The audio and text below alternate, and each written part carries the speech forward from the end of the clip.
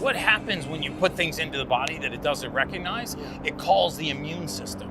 And when the immune system gets on site, a fight starts. And that fight, the result of that fight is inflammation.